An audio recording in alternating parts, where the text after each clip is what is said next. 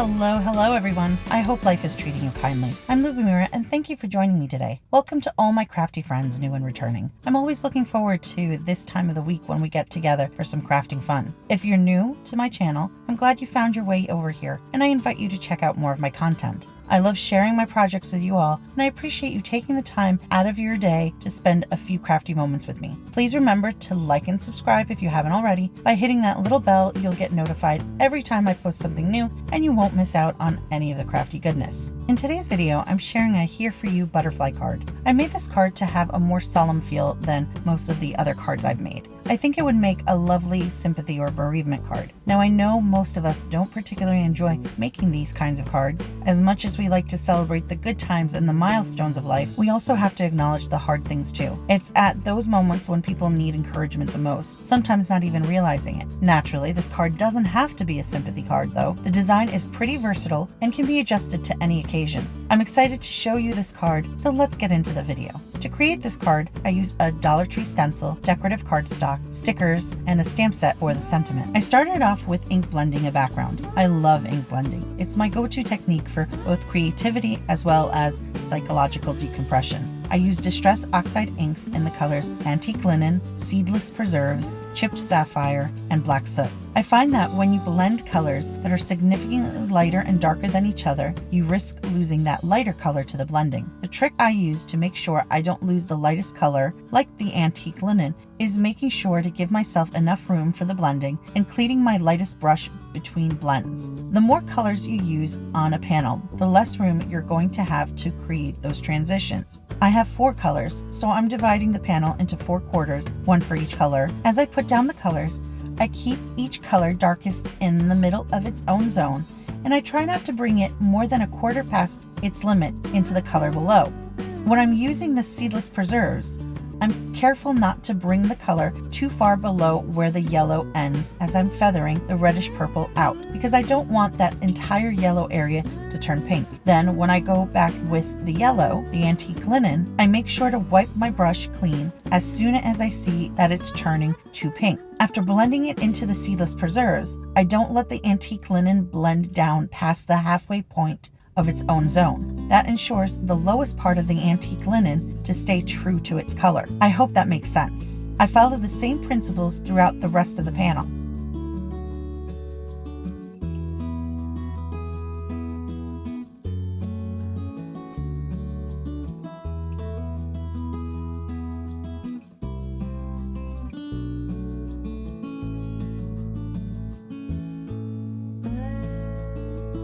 When I'm done with the panel, I mix a quick solution of Gold Perfect Pearl powder and water in a mini mister bottle. I use a palette knife to scoop the powder into the bottle. If you're unsure about how intense and concentrated you want the mix to be, start off with less and test it out on a scrap piece of paper. If you want more, then gradually add it until you get the desired look you want. I added enough for there to be a golden tint to the spray. Using some mint tape, I secure my ink blended panel to the back of a Dollar Tree stencil. I want to make sure that the stencil is firmly against my panel to prevent bleeding under the stencil. I spritz the ink blended panel through the stencil. All the exposed area will be coated with the spray. I try to keep the spray light, as pooling can lead to the liquid seeping under the stencil. After I'm done, I remove the stencil quickly and carefully, trying not to get any runoff from the stencil onto my panel. I let the panel dry and then trimmed it down by a little more than a quarter of an inch all the way around.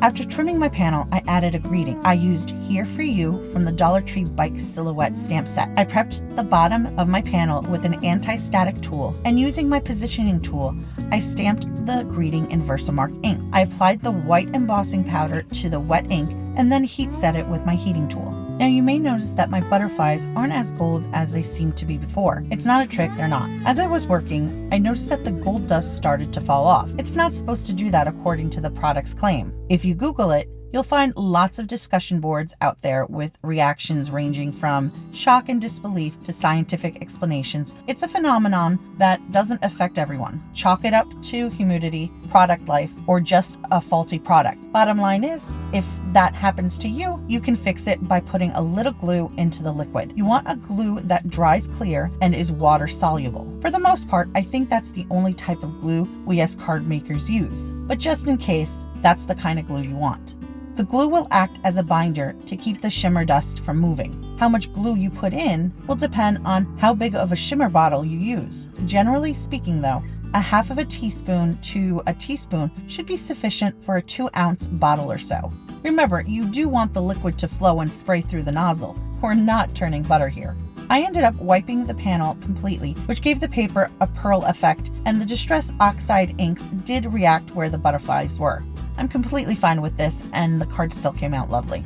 To decorate the front of the card, I used some metallic thread to wrap around the card panel above the greeting. I used double-sided adhesive on the back to hold the thread in place as I crisscrossed it in front. I didn't remove the release tape completely from the back, just lifted it to allow the thread under, and then replaced it so that the panel wouldn't be sticky to handle. Once I had the thread wrapped, I added a faux wax seal sticker to the front where the thread crossed. I was so excited to find these faux seals. Wax seals are really popular right now, so it's nice to see the alternative available at the Dollar Tree. There are quite a number of different styles and colors out there, and I'll be sure to use them again in the future. The set I used had a gold rose, bee, or butterfly embellishment. I, of course, used the butterfly to coordinate with the stencil I used in this card. I applied foam tape to the back of the panel for dimension and created a card base. I used the navy textured cardstock from one of the decorative cardstock packs to create a card panel, which I attached to a white card base using liquid glue. I then attached my card front panel to the navy card base using the foam tape.